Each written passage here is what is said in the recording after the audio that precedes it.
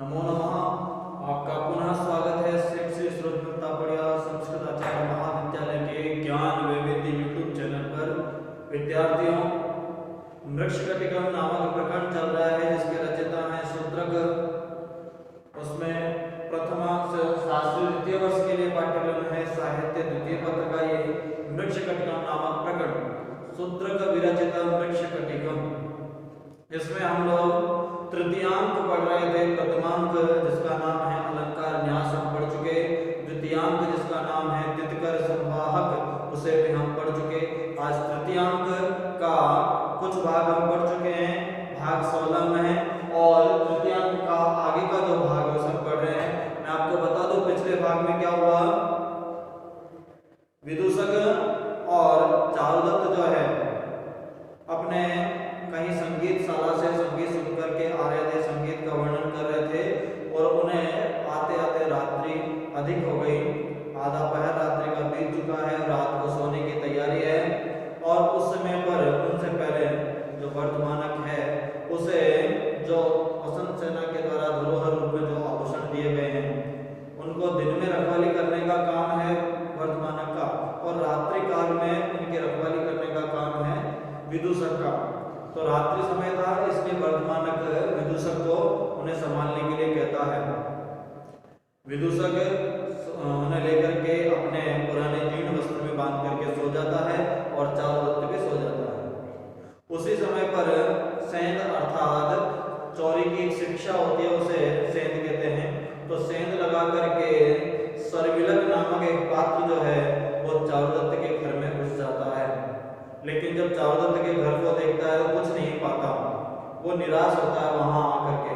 लेकिन उसी समय पर विदूषक के बड़बड़ाने से विदूषक के सपने में बड़बड़ा रहता है कि हे मित्र चारुदत्त, ये सोने का जो पात्र है इसे तुम तुम्हारे पास रख लो। और इस बात को सरविलक सुन लेता है। तो सरविलक को उस सोने के पात्र के बारे में जान जाता है, और वह उस सोने के पात्र को चुरा करके वहां से चले जाता है। सरविलक है स्वयं खुद भी ब्राह्मण है, लेकिन फिर भी वह अपनी प्रेमिका को, उसकी प्रेमिका है मदनिका, उस प्रेमिका को बचाने के लिए देखिए सरविलक अपनी प्रेमिका मदनिका को वसंत सेना के घर से छुड़ाना चाहता है, क्योंकि वसंत सेना के दासी रूप में मदनिका रहती है। तो वो चाहता है कि जो मदनिका है वो वहां से दासत्वता को छोड़ दे, इसलिए सरविलक ब्राह्मण होते हुए भी चोर कर्म करता है इसको वहां से बचाने के लिए, छुड़ा कर लाने के लिए। और सरविलक चारुदत्त के घर में जाकर के चोरी करता है, जहां चारुदत्त के घर में वसंत सेना के आभूषण रखे हैं, उन आभूषणों की चोरी करता है सरविलक। किसको छुड़ाने के लिए? मदनिका को छुड़ाने के लिए। आगे के अंक में आप इसके बारे में और रोमांच से जानेंगे कि वह जो आभूषण लेकर जाता है इसको छुड़ाने के लिए वसंत सेना के आभूषणों को वसंत सेना को ला करके दे देता है। तो अभी अब तक के जो हमने पढ़ा उसमें यह हुआ कि सरविलक चोरी करके वहां से जा रहा है। आगे का भाग मैं आपको पढ़ता हूं। सरविलक ने कहा, उसने वहां से चोरी तो कर ली, अब कहा तद यावद मदनिकाया निष्क्रम्यार्थम वसंत सेना की हम गच्छामि। तो जब तक मैंने ये धन जो ले लिया है मदनिका को मुक्त कराने के लिए वसंत सेना के घर की ओर जाता हूँ। जैसे घूम करके जाने लगा तब आए पद शब्द एवं मां नाम रक्षणा, कहीं से पैरों की ध्वनि आ रही है, मुझे लगता है कि कोई रक्षक जो है वो आ गया है। तो अच्छा ठीक है। स्तंभे भूत्वा तिष्ठामि ममापि नाम सरविलकस्य रक्षणा। तो मैं ऐसा करता हूँ कि मैं स्तंभ रूप में खड़ा हो जाता हूँ, अर्थात एकदम चुपचाप खड़ा हो जाता हूँ स्तंभ की तरह, खंबे की तरह, जिससे कि कोई मुझे पकड़ ही नहीं पाए। और उतने में रदनिका जो है वो रदनिका आई। रदनिका कौन है? चारुदत्त की दासी। वो आई, हादिक बहिर्द्वारशालायां प्रसुप्तो वर्धमानकः सोऽप्यत्र न दृश्यते। बाहर जो चबूतरा था उस पे वर्धमानक सोता है, आज वो भी नहीं दिख रहा है।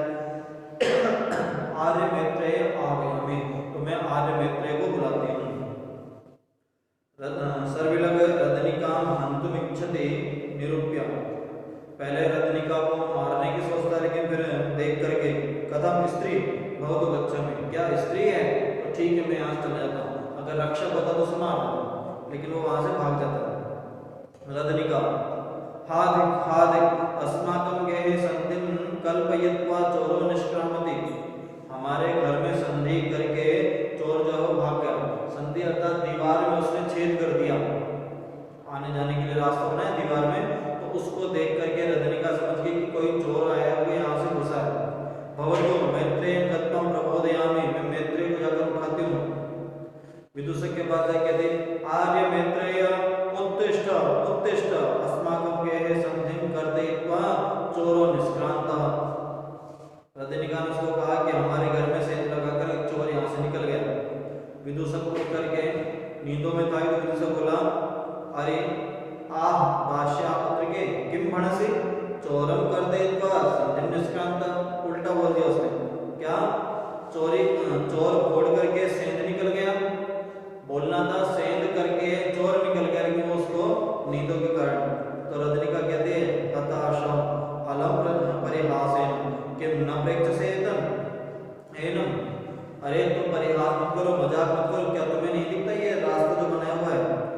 विदूषक कहता आदास्यापुत्रे किम भणसि द्वितीयोऽयं द्वारम् उद्घाटितम्, क्या दूसरा रास्ता बना लिया। भो वयस्य चारुदत्ता उत्तिष्ठ उत्तिष्ठ अस्माकं गेहे संधिं दत्वा चोरो निष्क्रान्तः। हमारे घर में संधि करके चोर भाग गया है। भवतो अलम परिहासेन, तुम ऐसे फालतू के जो परिहास मत करो, हंसी मजाक मत करो। विदूषक कहता है भो न परिहासः प्रेक्षतां भवान्, तुम खुद देख लो मैं परिहास नहीं कर रहा हूँ। विदूषक कस्मिन् उद्देश्य, किस उद्देश्य से किस स्थान पर किया। तो कहता है भो एषः, ये देखिए। तो चारुदत्त का अहो दर्शनीयोऽयं संधि, ये जो सेंध बनाई है ना, ये रास्ता बनाया है, ये बड़ा देखने योग्य है। क्यों। ऊपरी तल निपातिदेष्टकोऽयं शिरसि तनुर्विपुलस्य मध्यदेशे असदृश जनसंयोगभीरैः हृदयमिव संफुटितं ममा महाप्रियस्य। ऊपरी भाग में जो उसने गहराई की ईंटों वाली मध्य भाग और ऊर्ध्व भाग में पतली और मध्य में विशाल संधि अयोग्य व्यक्ति के संपर्क से डरे हुए महामानव के विदीर्ण हृदय के समान दिखाई पड़ती है। कथमस्मिन्नपि कर्मणि कुशलता, उसको इस कार्य की भी कुशलता है, अर्थात अच्छा कुशल व्यक्ति है। विदूषक कहता भो वयस्य एषः संधिर्द्वाभ्यामेव दत्तो भवेत् अथवा आगंतुकेन शिक्षितो कामेव। ये दो प्रकार के लोगों के द्वारा बनाई जा सकती है। एक तो कोई अगर मान लो इस चीज की शिक्षा सीख रहा हो, या तो कोई परदेशी के द्वारा, या फिर कोई चोर कार्य सीख रहा हो तो उसके द्वारा, दो लोगों के द्वारा बनाई जा सकती है। लेकिन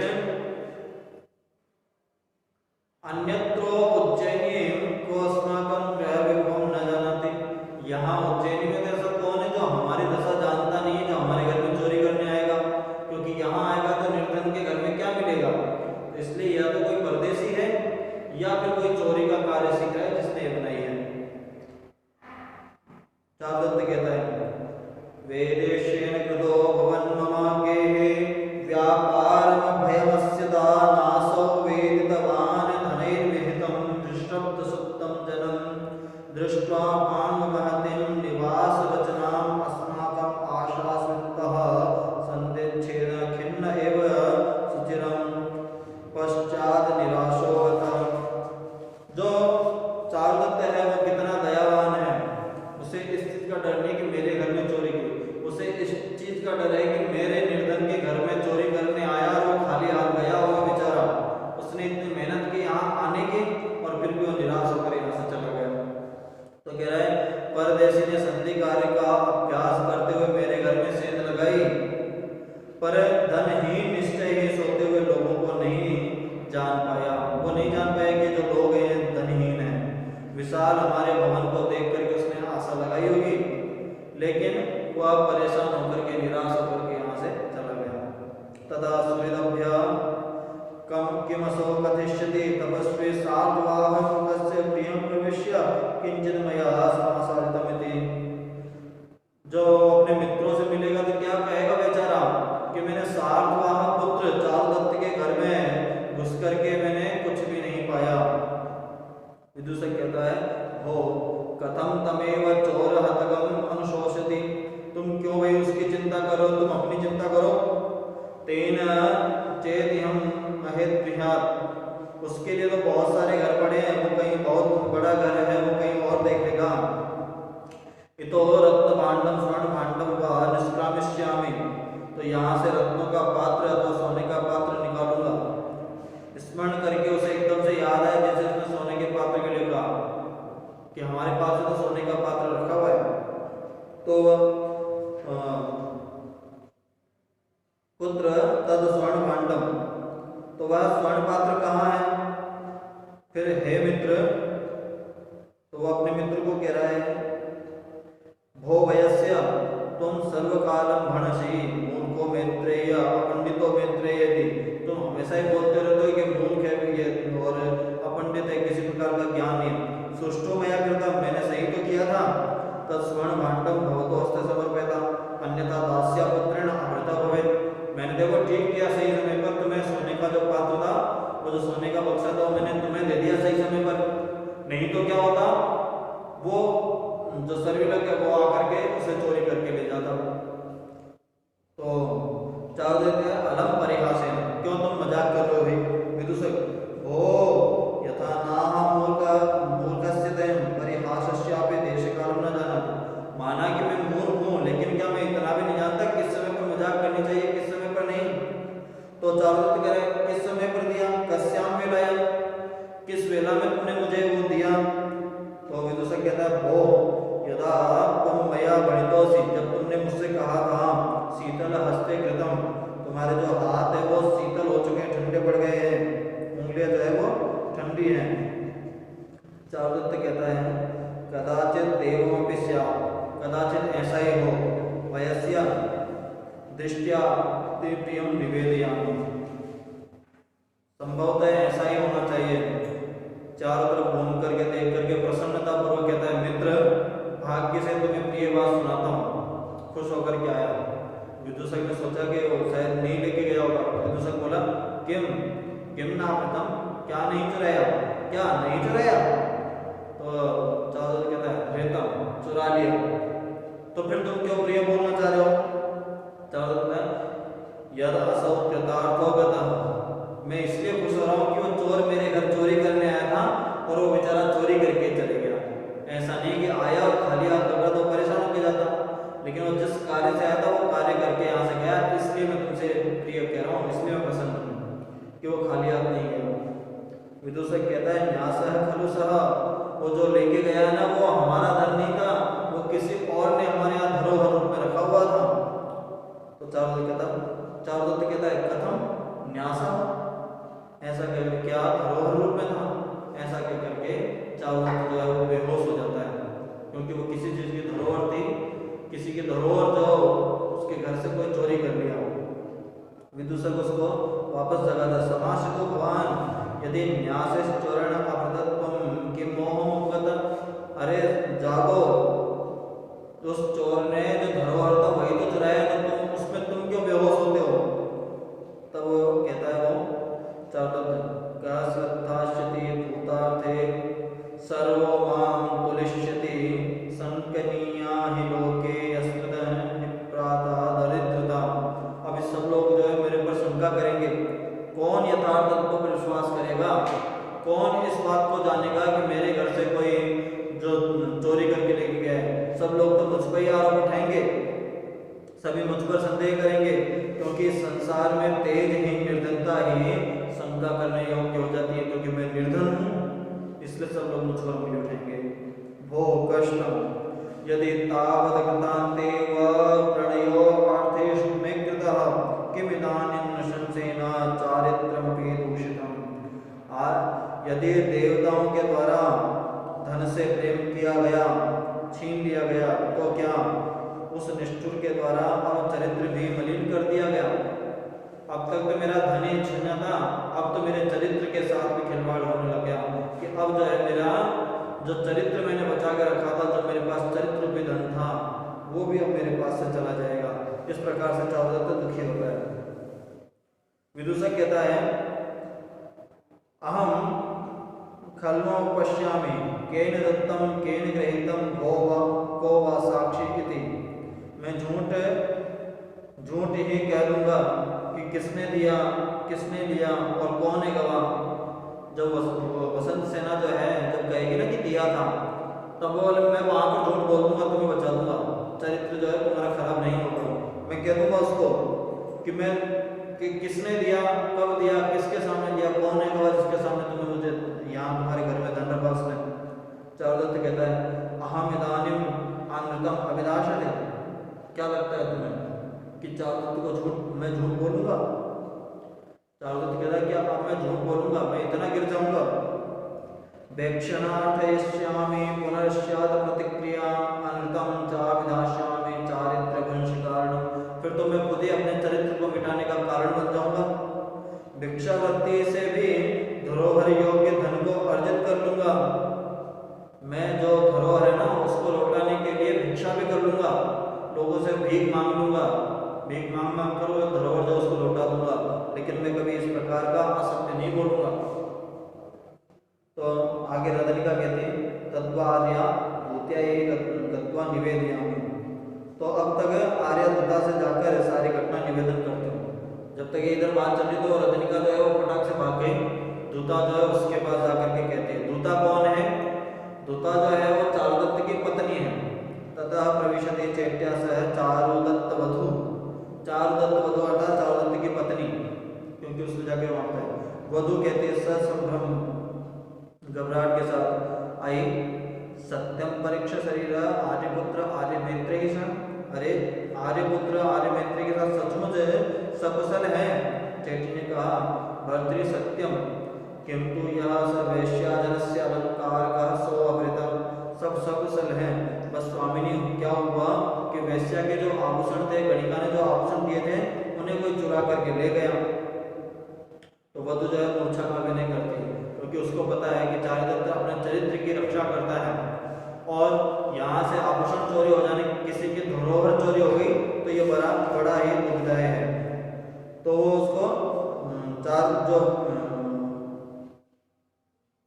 दूता है वो भी बेहोश हो गई, तो उसको सही वापस चेतना में लाती है।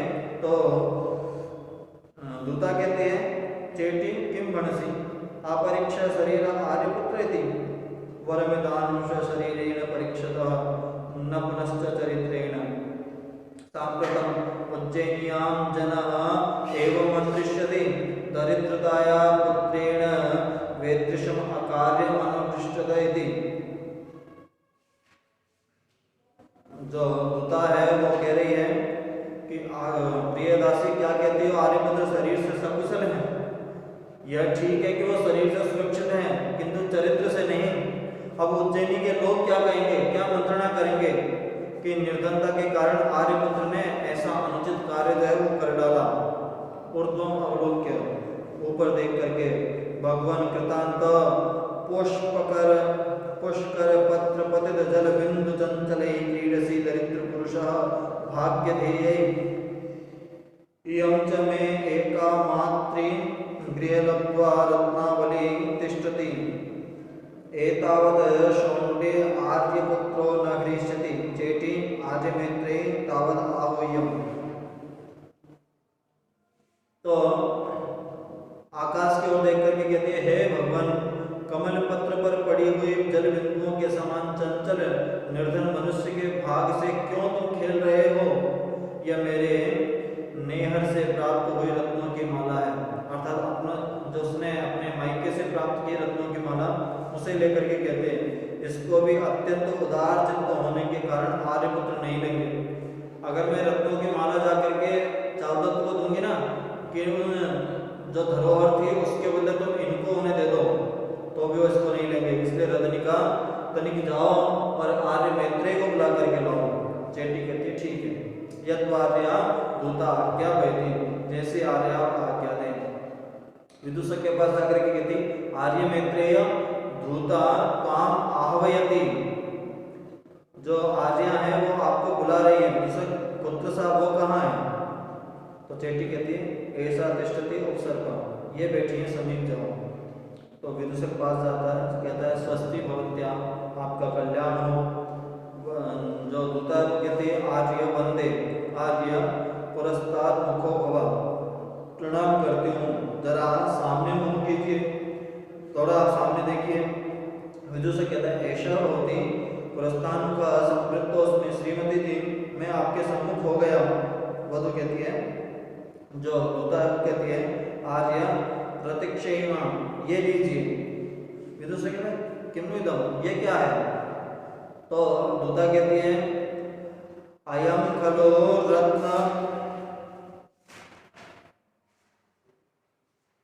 अयम खलो रत्न षष्ठीम उपोषिता, तत्र यथा विभवम अनुसारेण ब्राह्मणः प्रतिक्रियताव्यम, स च न प्रतिक्रायत, तस्य कृते प्रतीक्षामा रत्नमालिकाम।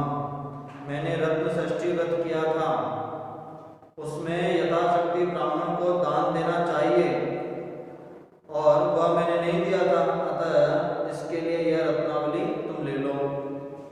ग्रहित को स्वीकार करके गमिष्यामि प्रियवयस्य निवेदयामि, जाता हूँ प्रियवय को कहता हूँ। तो वह कहती है आर्य मित्रे माँ करो माम लज्जिताम करो, अरे ऐसे तुम मुझे लज्जित मत करो। तो विदूषक कहता सब इसमें अहो अस्य महानुभावता, अहो इनकी उदारता देखिए। चारुदत्त कहता है अये चिरेति मैत्रेय, अरे मैत्रेय कहाँ विलंब कर रहे हो? मां नाम वैलक्यार्थम कुर्यात्, मैत्रेय मैत्रेय मेरी विकलता के कारण अनुचित कार्य न कर डाले। मैत्रेय कहाँ गई? तो विदूषक कहता है एतोष्मि गृहाणि गृहाणता, समीप जाकर के ये लो रत्नावली दिखाता है। तो चारुदत्त पूछ रहा है किम एतत् वो?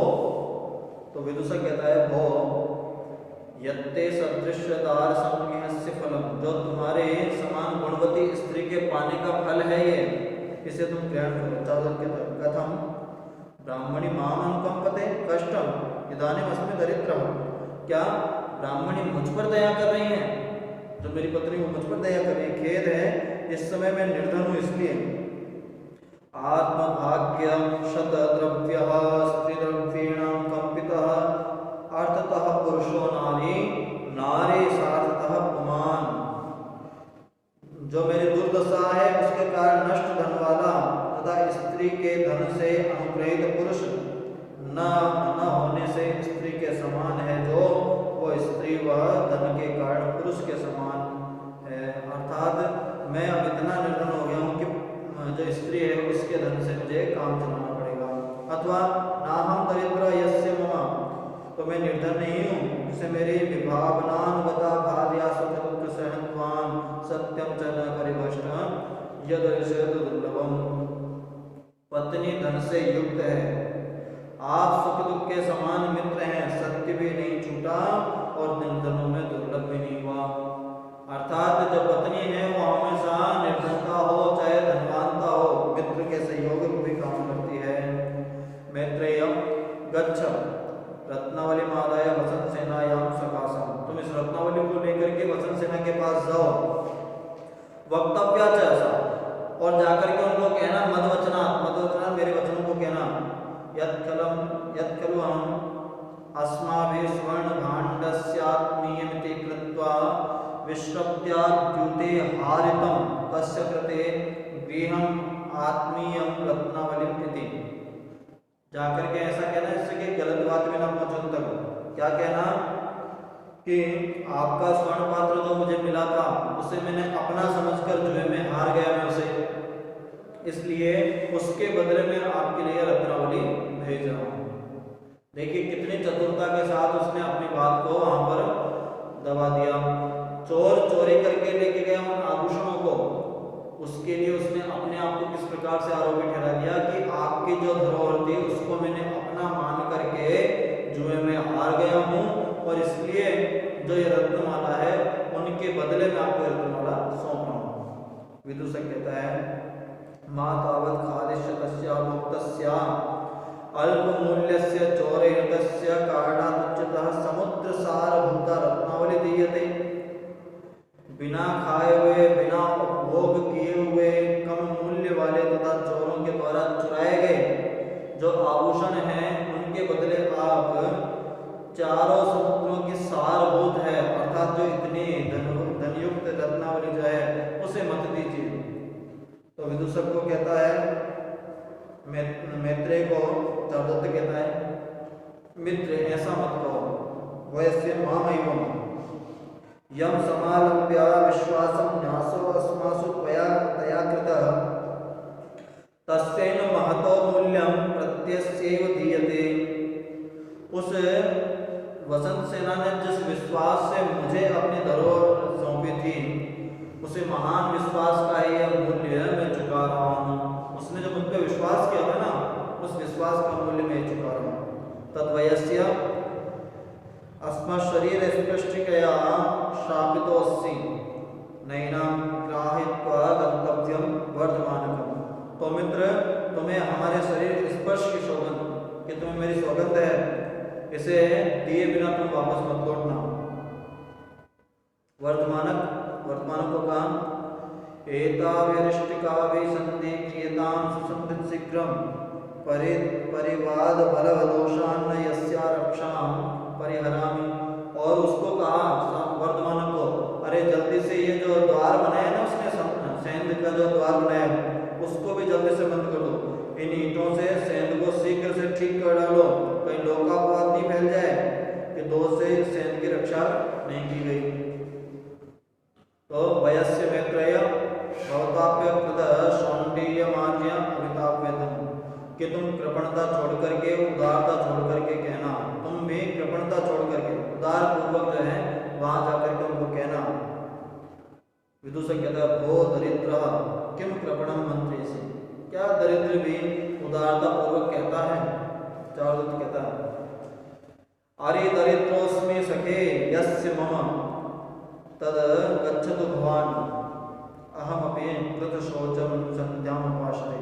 मित्र, निर्धन हूँ, जिस मेरी संपत्ति के अनुसार चलने वाली पत्नी इत्यादि पुनः पढ़ता है, पहले जो संवाद बोला था। तो आप जाएं, मैं भी पवित्रता को धारण करता हूँ, अर्थात स्नान आदि करके संध्या पाठ आदि की ओर जाता हूँ। इस प्रकार से सब पात्र जो है मंच से निकल जाते हैं और जो तृतीयांक जो है वो तृतीयांक यहाँ पर समाप्त हो जाता है। तो अब जिस प्रकार से प्रथम अंक का नाम अलंकार न्यास रखा, द्वितीय अंक का नाम द्युतकर संवाहक रखा, उसी प्रकार से तृतीय अंक जो है उसका नाम भी कथा वस्तु आधारित ही है।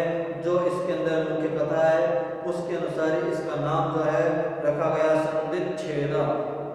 संधिच्छेद नामक तृतीयांक भी आज इस भाग में, भाग 17 में समाप्त होता है। अगला चतुर्थांक जो है हम भाग 18 से पढ़ेंगे इसको। तो देखिए, प्रथमांक में हुआ अलंकार न्यास, अर्थात धरोहर रूप में वसंत सेना ने अपने आभूषणों को चारुदत्त के घर में रखा। द्वितीयांक जिसमें संवाहक जो है द्युत क्रीड़ा में 10 स्वर्ण मोहरे हार गया और उसे बचाने का कार्य किया। वसंत सेना ने अपने कंगन को देकर के उसे वहां से संवाहक को बचाया, क्योंकि संवाहक ने अपने आप को चारुदत्त का मित्र बताया। तीसरे अंक में सर्विलग अपनी प्रेमिका मदनिका को मुक्त कर, दासता से मुक्त कराना चाहता है, इसलिए सर्विलग चारुदत्त के घर में चोरी करता है। लेकिन चारुदत्त के घर से चोरी पर कुछ न मिलने पर जो चारुदत्त के घर में वसंत सेना के अलंकार न्यास रूप में रखे हैं उनको वहां से चुरा लेता है और उनके बदले चारुदत्त की पत्नी धुता की रत्नावली जो है वो चारुदत्त उसे वसंत सेना के पास भेजता है विदूषक के हाथ, ये कह करके कि चारुदत्त ने आपके धरोहर रूप में जो अलंकार आपने उन्हें दिए थे उन्हें अपना मान करके जुए में हार गया है और उनके बदले जो बहुमूल्य रत्नों की माला है ये आपको भेजी है। ऐसा कह करके उस चारुदत्त विदूषक को वहां भेजता है।